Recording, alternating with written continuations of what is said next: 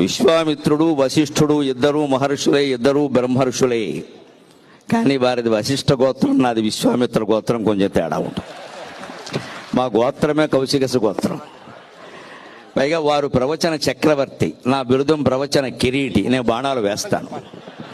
కిరీటి అంటే బాణాలు వేస్తాడు. అంచేత నాకు ప్రవచన కిరీటి అని బిరుదం, వారికి ప్రవచన చక్రవర్తి అని బిరుదం. నిస్సందేహంగా చక్రవర్తి వారే ధర్మరాజు, నేనే అర్జునుడిని.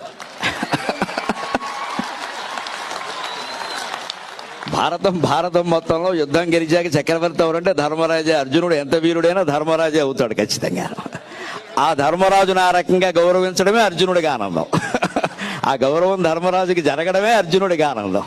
అందుకని వారు ప్రవచన చక్రవర్తి, నేను ఎప్పుడూ ప్రవచన కిరీటిని. ఈ రకంగానే తెలుగునాట 2 రాష్ట్రాల్లోనూ ప్రవచనం ఒక ప్రభంజనమై చైతన్యాన్ని నింపాలి అనేది నా ఆశ పూర్తిగాను.